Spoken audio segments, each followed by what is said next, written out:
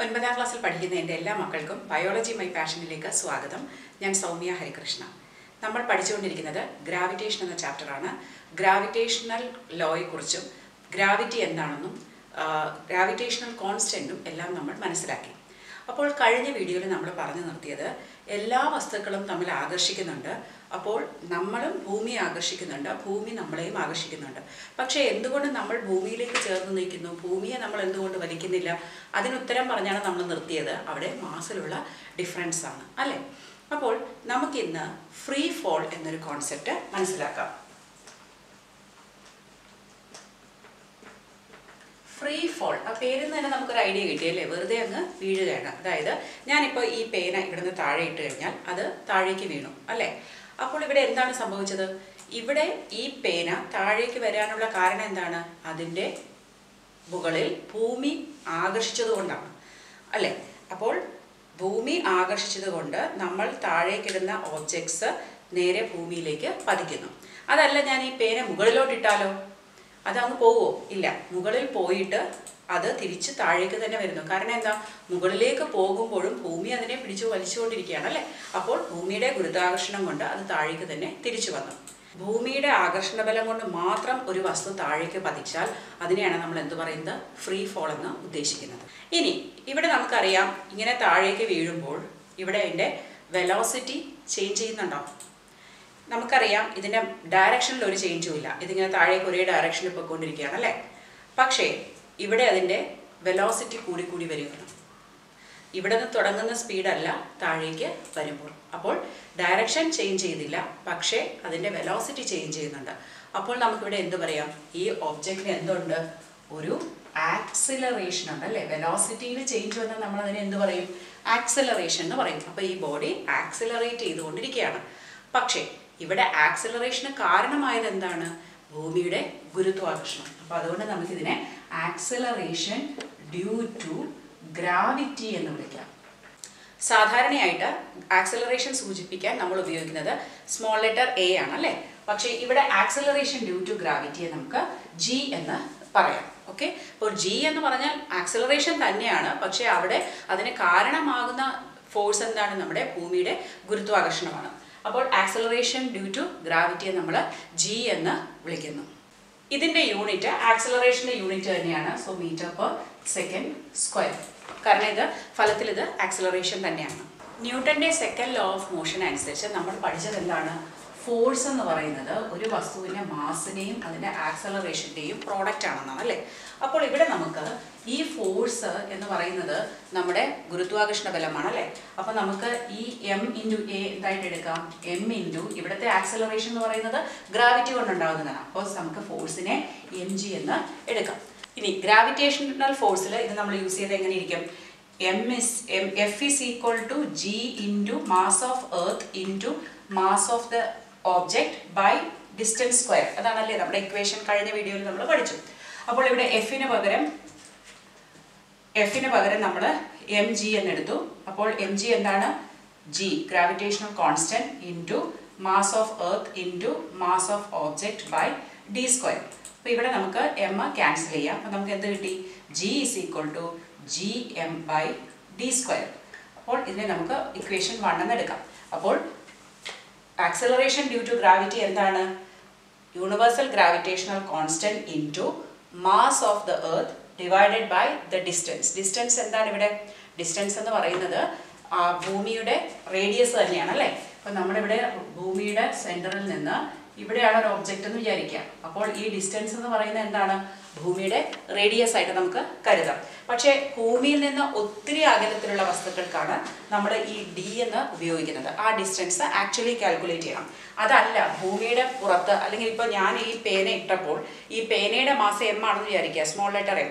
അപ്പോൾ അത് ഡ്രോപ്പ് ചെയ്യുമ്പോൾ അത് ഓൾമോസ്റ്റ് വലിയ ഡിസ്റ്റൻസിൽ അല്ലേ, ഭൂമിയുടെ സർഫസിൽ തന്നെയാണ്. അപ്പോൾ നമുക്ക് ഈ ഇക്വേഷൻ നമുക്ക് എങ്ങനെ എഴുതാം? G is equal to G into mass of earth. Mass of the പേന എന്ന് പറയുന്നത് വളരെ നെഗ്ലിജിബിൾ ആണ് അല്ലേ? ബൈ എന്ത് എഴുതാം? ഈ ഡി എ നമുക്ക് എന്ത് എഴുതാം? ആർ സ്ക്വയർ എന്ന് എഴുതാം. കാരണം എന്താ? നമ്മളിവിടെ ഡിസ്റ്റൻസ് എന്ന് ഉദ്ദേശിക്കുന്നത് ഭൂമിയുടെ സെൻറ്ററിൽ നിന്ന് ആ വസ്തുവിലേക്കുള്ള ദൂരം, അതായത് റേഡിയസ് ഓഫ് ദി എർത്ത്, ഭൂമിയുടെ റേഡിയസ് തന്നെയാണ് അല്ലേ? അപ്പോൾ ഇതിനെ നമുക്ക് രണ്ടാമത്തെ ഇക്വേഷനായിട്ട് എടുക്കാം. അപ്പോൾ ഭൂമിയുടെ സർഫസിൽ അല്ലെങ്കിൽ ഉപരിതലത്തിന് അടുത്തുള്ള വസ്തുക്കൾക്കെല്ലാം നമുക്ക് ഈ ഇക്വേഷൻ ഉപയോഗിക്കാം. ഡിസ്റ്റൻസ് നമുക്ക് റേഡിയസ് ഓഫ് എർത്ത് ആയിട്ട് എടുക്കാം. അതല്ല വളരെ ദൂരെയുള്ളതാണെങ്കിൽ ഡിസ്റ്റൻസ് തന്നിട്ടുണ്ടെങ്കിൽ നമുക്ക് അത് ഉപയോഗിക്കാവുന്നതാണ്. ഇനി എല്ലായിടത്തും ഈ ജി ഒരുപോലെ ആയിരിക്കും ഈ ഫോഴ്സ്? നമുക്കറിയാം പോൾ എന്ന് പറയുന്നത് ഇതാണ് പോൾ അല്ലേ. പോള് ഇവിടെ ഇക്വേറ്റർ ആണ്. അപ്പോൾ ഡിസ്റ്റൻസ് എങ്ങനെയായിരിക്കും? ഭൂമി ഒരു പൂർണ്ണ സ്ഫിയറിക്കൽ രൂപത്തിലല്ല, ഗോളാകൃതി അല്ല അല്ലെ, ഒരു എലിപ്റ്റിക്കൽ ഷേപ്പാണ്. അപ്പോൾ ഇവിടെ പോളിലോട്ടുള്ള ഡിസ്റ്റൻസ് കുറവാണ്, ഇക്വേറ്ററിലോട്ടുള്ള ഡിസ്റ്റൻസ് കൂടുതലാണ്. അപ്പോൾ ജി എവിടെയായിരിക്കും കൂടുതൽ? നമുക്കറിയാം ജിയും ഈ ഡിസ്റ്റൻസും ഇൻവേഴ്സ്ലി പ്രൊപ്പോർഷൻ ആണ് അല്ലേ. അപ്പോൾ ഡിസ്റ്റൻസ് കുറയുമ്പോൾ gravitational acceleration due to gravity കൂടും, ഡിസ്റ്റൻസ് കൂടിയാൽ ഇത് കുറയും. അപ്പോൾ ഇവിടെ പോളിൽ ഡിസ്റ്റൻസ് കുറവാണ്, അപ്പോൾ ആക്സലറേഷൻ ഡ്യൂ ടു ഗ്രാവിറ്റി പോളിൽ കൂടുതലാണ്. അതേസമയം ഇക്വേറ്ററിലെ ഡിസ്റ്റൻസ് കൂടുതലാണ്, റേഡിയസ് കൂടുതലായതുകൊണ്ട് ആക്സലറേഷൻ ഡ്യൂ ടു ഗ്രാവിറ്റി അവിടെ കുറവാണ്. ഇത് പ്രത്യേകം ഓർത്ത് വയ്ക്കുക. പോളിൽ ഇക്വേറ്ററിനേക്കാളും ആക്സലറേഷൻ ഡ്യൂ ടു ഗ്രാവിറ്റി കൂടുതലാണ്. നമുക്കിനി ജിയുടെ വാല്യൂ ഒന്ന് കണ്ടുപിടിക്കാൻ ശ്രമിക്കാം. ഇവിടെ ജി എന്ന് ഉദ്ദേശിക്കുന്നത് നമ്മുടെ ഇക്വേഷൻ അനുസരിച്ച് എന്താണ്? G gravitational constant into mass of earth by radius of എർത്തിന്റെ സ്ക്വയർ ആണ്. അപ്പോൾ ഇവിടെ ഈ വാല്യൂസ് എല്ലാം നമുക്ക് ഓൾറെഡി അറിയാം. ഗ്രാവിറ്റേഷണൽ കോൺസ്റ്റന്റ് എന്താണ്? 6.7 into 10⁻⁻11 newton meter square per kilogram square ആണ്. മാസ് ഓഫ് എർത്ത് എത്രയാണ്? 6 ഇൻറ്റു 10⁻24 കിലോഗ്രാം ആണ്. ആർ എന്ന് പറയുന്നത് radius of earth 6.4 into 10⁻6 meters ആണ്. ഇതെല്ലാം SI യൂണിറ്റിലാണ് അല്ലേ. അപ്പോൾ നമുക്കിവിടെ സബ്സ്റ്റിറ്റ്യൂട്ട് ചെയ്താൽ മതി. എത്ര കിട്ടി? 6.7 into 10⁻⁻11 into 6 into 10⁻24 upon 6.4 into 10⁻6 the whole square. ഇതെല്ലാം കൂടി നിങ്ങൾ സോൾവ് ചെയ്താൽ കിട്ടുന്നത് 9.8 മീറ്റർ പെർ സെക്കൻഡ് സ്ക്വയർ എന്നതാണ്. അപ്പോൾ ആക്സലറേഷൻ ഡ്യൂ ടു ഗ്രാവിറ്റി എന്താണ്? 9.8 മീറ്റർ പെർ സെക്കൻഡ് സ്ക്വയർ. ഇനി നിങ്ങളുടെ ടെക്സ്റ്റ് ബുക്ക് തന്നിരിക്കുന്ന ഒരു ആക്ടിവിറ്റി നോക്കാം. നിങ്ങൾ ഒരു പേപ്പറിൻ്റെ കഷ്ണവും ഒരു കല്ലും ഒരു ഉയരത്തിൽ നിന്ന് താഴേക്കിട്ടാൽ, മേ ബി ഒരു ബിൽഡിങ്ങിൻ്റെ പുറത്തുനിന്ന് താഴേക്കിട്ട് കഴിഞ്ഞാൽ രണ്ടും ഒരേ സമയത്ത് താഴെ ഭൂമിയിലെത്തുമോ? നമുക്കറിയാം കല്ല് ഉടനെ തന്നെ നേരെ വന്ന് ഭൂമിയിലേക്ക് പതിക്കും. പക്ഷെ പേപ്പറോ കുറച്ചൊന്ന് പറന്ന് ആ എയർ കറൻറ്റിനനുസരിച്ചേ താഴെ എത്തുള്ളൂ. അപ്പോൾ ഇവിടെ എന്താ സംഭവിക്കുന്നത്? നമ്മുടെ എയർ ഒരു റെസിസ്റ്റൻസ് ഓഫർ ചെയ്യുന്നുണ്ട്, ഫ്രിക്ഷൻ അല്ലേ. അപ്പോൾ ആ ഒരു റെസിസ്റ്റൻസ് കൊണ്ട് അല്ലെങ്കിൽ ഒരു എതിർപ്പ് മൂലം ഈ കടലാസിന് പെട്ടെന്ന് ഇങ്ങെത്താൻ പറ്റുന്നില്ല, പക്ഷേ നമ്മുടെ കല്ലിനെ പെട്ടെന്ന് ഇങ്ങെത്തും. കാരണം ഈ എയർ റെസിസ്റ്റൻസ് കല്ലിനെ സംബന്ധിച്ചിടത്തോളം വളരെ കുറവാണ്. ഓക്കെ, അപ്പോൾ ഇത് ഈ എയർ ഇല്ലെങ്കിൽ സമാനമായിരിക്കുമോ? അങ്ങനെ പരീക്ഷണങ്ങൾ നടത്തിയിട്ടുണ്ട്. അതായത് ഒരു ജാറിനകത്ത് എയർ എല്ലാം റിമൂവ് ചെയ്തതിന് ശേഷം ഇത് രണ്ടും ഡ്രോപ്പ് ചെയ്താൽ ഒരേ സമയത്ത് അത് വന്ന് പതിക്കുന്നത് കാണാം, പേപ്പർ ആയാലും കല്ലായാലും. നമുക്കറിയാം ന്യൂട്ടന് മുമ്പേ ഈ കാര്യങ്ങളെല്ലാം ഒന്ന് പരീക്ഷിച്ച് നോക്കിയത് ആരായിരുന്നു? ഗലീലിയോ. അപ്പോൾ ഗലീലിയോ ഇതറിയാൻ വേണ്ടിയിട്ട് അദ്ദേഹം പലതരം വസ്തുക്കൾ, ഹോളോ ആയിട്ടുള്ളതും വലുതായതും ചെറുതും എല്ലാം പിസാ ഗോപുരം, ഇറ്റലിയിലെ ചരിഞ്ഞ ഗോപുരം ഉണ്ടല്ലോ, പിസാ ഗോപുരത്തിന് മുകളിൽ നിന്ന് ഇട്ട് പരീക്ഷിച്ചു എന്നാണ് കഥകൾ പറയുന്നത്. അപ്പോൾ ഇവിടെ നമ്മുടെ ഏത് വസ്തു ഗുരുത്വാകർഷണത്തിന് ഫലമായി താഴോട്ട് വീണാലും അത് ആക്സലറേറ്റ് ചെയ്യുന്ന നമുക്കറിയാം. പക്ഷേ ഇവിടെ മാസിന് വലിയ പ്രാധാന്യമില്ല എന്നാണ് നമ്മൾ മനസ്സിലാക്കുന്നത്. പിന്നെ ജി അഥവാ ആക്സലറേഷൻ ഡ്യൂ ടു ഗ്രാവിറ്റി എന്നത് ഭൂമിയുടെ ഉപരിതലത്തിൽ എല്ലായിടത്തും ഏതാണ്ട് സെയിം ആയിരിക്കുന്നത് കൊണ്ട് തന്നെ, കോൺസ്റ്റന്റ് ആയിരിക്കുന്നത് കൊണ്ട് തന്നെ നമ്മുടെ ലോസ് ഓഫ് മോഷൻ നമുക്ക് ഇവിടെ ഉപയോഗിക്കാം. അതായത് V = U + AT, S = UT + ½ AT², V² = U² + 2AS. അപ്പം നമുക്കിതെല്ലാം എന്താണെന്ന് അറിയാം. V എന്താണ്? Final velocity. U എന്താണ്? ഇനീഷ്യൽ വെലോസിറ്റി, തുടങ്ങുമ്പോൾ ഉള്ളത്. A എന്ന് പറയുന്നത് ആക്സലറേഷൻ, T എന്ന് പറയുന്നത് ടൈം, S എന്ന് പറയുന്നത് എന്താണ്? ഡിസ്റ്റൻസ് അല്ലേ. നമുക്കിനി മാസും വെയിറ്റും എന്താണെന്ന് മനസ്സിലാക്കാം. നമ്മൾ ഇതിനോടകം തന്നെ മാസിനെ കുറിച്ച് പഠിച്ചു കഴിഞ്ഞു. മാസ് എന്ന് പറയുന്നത് എന്താണ്? ഒരു മെഷർ ഓഫ് ഇനേർഷ്യയാണ്. അതായത് ഒരേ അവസ്ഥയിൽ തുടരാനുള്ള ഒരു വസ്തുവിൻ്റെ ആ ഒരു ടെൻഡൻസിയാണ് നമ്മൾ ഇനേർഷ്യ എന്ന് പറയുന്നത് അല്ലേ. ഇനേർഷ്യ ഓഫ് റെസ്റ്റ് ഉണ്ട്, അതായത് റെസ്റ്റിലിരിക്കുന്ന വസ്തു അങ്ങനെ തന്നെ തുടരും.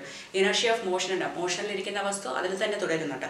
അപ്പോൾ നമ്മൾ ഒരു ചെറിയ ഒരു മുത്തോ എന്തെങ്കിലുമാണ് നമുക്ക് അനക്കണമെങ്കിൽ ഒരു ചെറിയ ഫോഴ്സ് മതി അല്ലേ. അല്ലെങ്കിൽ ഒരു പേപ്പർ ഒരു കാറ്റടിച്ചാൽ തന്നെ പറന്നു പോകും. പക്ഷേ ഹെവി ആയിട്ടുള്ള ഒബ്ജക്റ്റ് നീക്കണമെങ്കിൽ എന്ത് വേണം? അതിന് ഇനർഷ്യ ഓവർകം ചെയ്യണമെങ്കിൽ എന്ത് വേണം?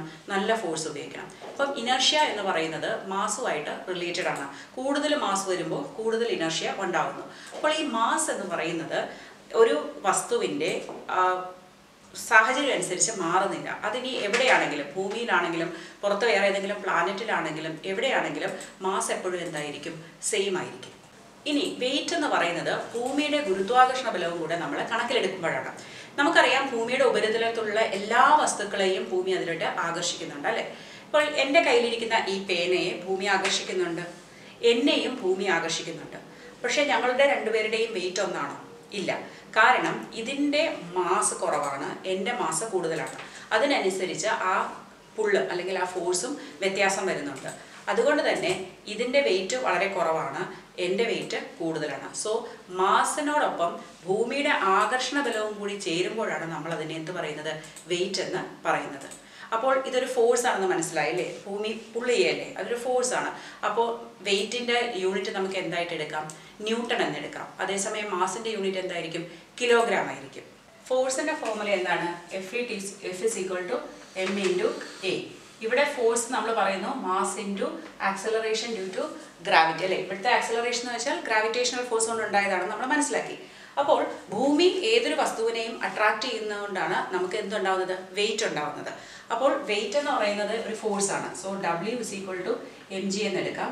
സോ ഫോഴ്സ് ഇസ് mg എന്നുള്ളത് നമുക്ക് വെയിറ്റിനും mg എന്നെടുക്കാം. അതുകൊണ്ട് തന്നെ യൂണിറ്റ് എന്തായിരിക്കും? ഫോഴ്സിൻ്റെ യൂണിറ്റായ ന്യൂട്ടൺ ആയിരിക്കും. അപ്പോൾ ഇവിടെ നമുക്കൊരു സന്തോഷിക്കാനൊരു വകയുണ്ട് അല്ലേ? നമ്മുടെ വെയിറ്റ് കൂടുക എന്ന് വെച്ചാൽ എന്താണ്? ഭൂമിക്ക് നമ്മളെ അത്ര ഇഷ്ടമാണ്, നമ്മുടെ ഭൂമി അത്രത്തോളം ആകർഷിക്കുന്നു എന്ന് വിചാരിച്ചാൽ മതി അല്ലേ?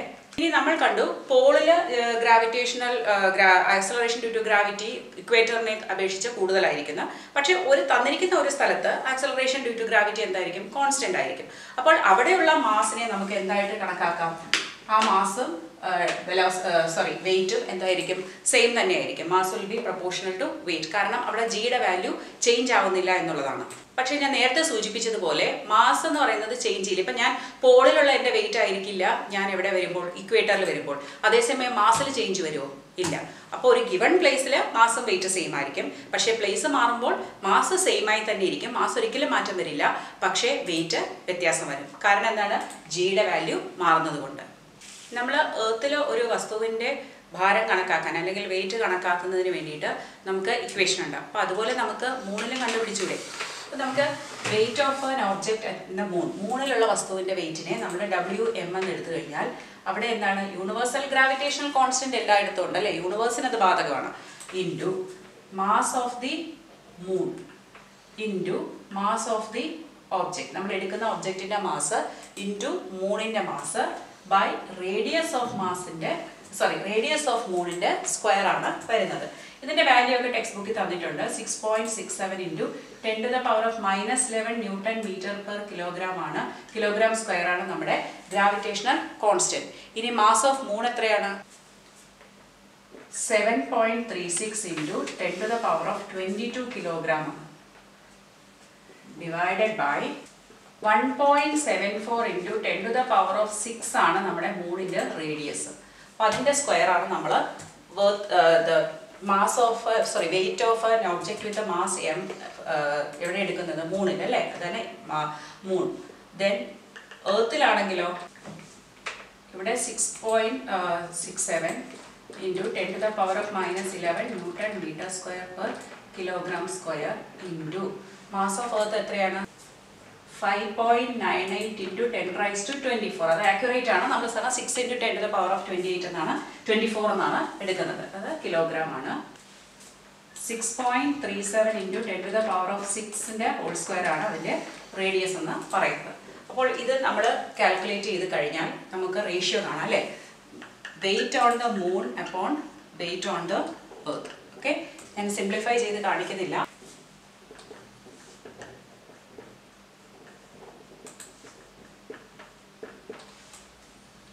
ഇതാണ് ഇതിൻ്റെ വാല്യൂസ്. നമുക്കത് അപ്രോക്സിമേറ്റ്ലി എത്രയായിട്ട് കിട്ടും? 1/6 റേഷ്യോ ആയിട്ട് കിട്ടും. അതായത് മൂണിൽ എത്രയാണോ വെയിറ്റ് അതിൻ്റെ 6 ടൈംസ് മോർ ആയിരിക്കും എർത്തിൽ. ഫോർ എക്സാമ്പിൾ, ഒരു വസ്തുവിന് 10 കിലോഗ്രാം മാസ് മൂണിലുണ്ടെങ്കിൽ ഭൂമിയിൽ എത്രയായിരിക്കും? 60 കിലോഗ്രാം ആയിരിക്കും അല്ലേ? അതേപോലെ ഭൂമിയിൽ അതിന് 600 കിലോഗ്രാം ഭാരമുള്ള ഒരു വസ്തുവാണെങ്കിൽ മൂണിൽ എത്രയായിരിക്കും? അതിൻ്റെ 6/1 വരുള്ളൂ, 100 കിലോഗ്രാമേ കാണുള്ളൂ. ഓക്കെ, അപ്പോൾ ഭൂമിയിൽ നിന്നും 1/6 ഭാഗം മാത്രം മാസേ ഒരു വസ്തുവിന് നമ്മുടെ മൂണിൽ അനുഭവപ്പെടുന്നുള്ളൂ. കാരണം മൂണിൻ്റെ ഈ റേഡിയസിലുള്ള വ്യത്യാസവും മൂണിൻ്റെ മാസ് ഭൂമിയുടെ മാസിനേക്കാൾ കുറവാണെന്നതും കൊണ്ടാണ്.